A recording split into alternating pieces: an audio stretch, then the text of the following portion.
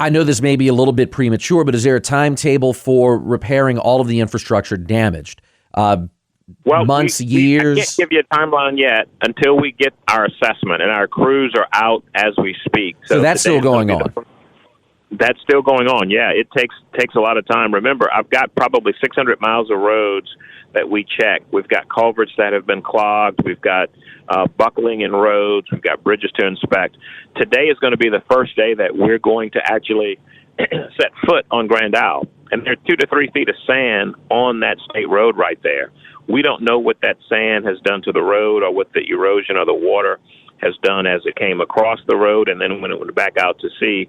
And so as a result, we have to do some cleanup before we can do some assessment to determine what's going to actually be needed to restore the road. I know I have lifts, meaning a 3-inch or 2-inch section of road that has just been lifted off of a road, and we have a base course that's been exposed.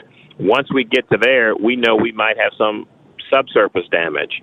So it's going to be a while. I would tell you that this is not a short-term recovery. This is going to be a long-term recovery because not only do we want to restore it, we want to be resilient about what we want to do and try and make sure it's not in the position to succumb to the same types of damage in another event in the future. So we're thoughtful about that. I'd rather not just go fast as much as I want to get it right. No, totally understood. And lastly, for those who may be thinking about going towards Florida or to Biloxi this Labor Day weekend, they may have reservations, they may have plans.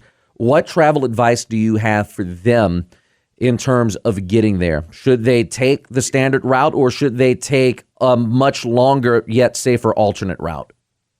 Well, I think that's a decision that the individual will have to make about which route. I-10 all the way across the state of Louisiana to I-12 is in fact open.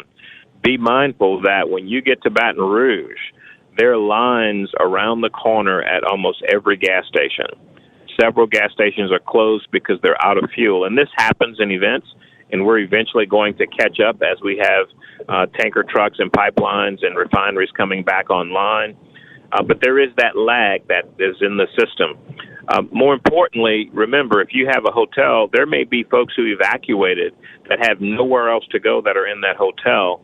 And, that's going to put pressure on them. I can tell you, I know for a fact that we've got people spread all over the southeast of this country that evacuated from New Orleans.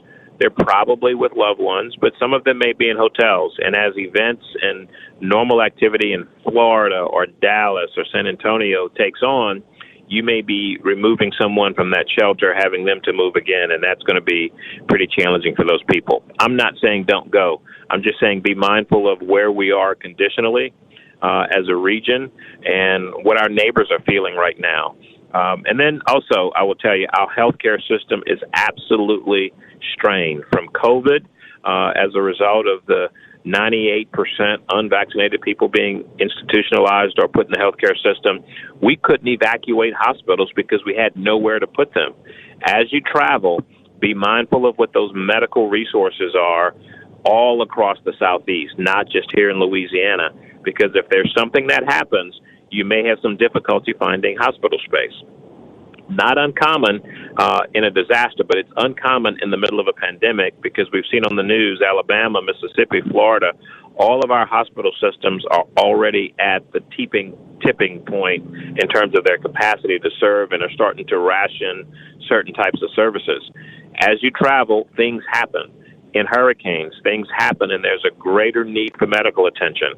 That, too, is going to add more strain to our healthcare system. So all of those are things to be thoughtful and be mindful of as you make your family plans, as you rightly should if you're in a safe and wholesome place. So just a little bit of information, food for thought. Absolutely. Before we go, anything else you'd like to add? Well, I would just say pray for all of our neighbors and friends across southwest Louisiana and southeast Louisiana who are recovering. Climate change is real. Disasters are getting stronger, wetter, weirder, and wilder. And we are more resilient. We have to make better decisions about where we live, when we leave, all of these things. So remember your neighbors. Join your prayers to ours, as the governor says, for our recovery. Know that we have federal, state, and local partnership and collaboration, and that is the one thing that will ensure success for all of us is if we continue to work together and be considerate of our neighbors. So that's my parting words, other than be careful, keep your seatbelts on, put your phones down, and be alert, because our system is constantly evolving in terms of disruptions on it. So thank you for the opportunity to visit with you and your listeners. Thank you, Dr. Wilson. We appreciate it. Dr. Shawn Wilson with the Louisiana Department of Transportation and Development joining us this morning on Acadiana's Morning News. Dr. Wilson, many thanks. We appreciate the time. Thank you. Thank you. Bye-bye.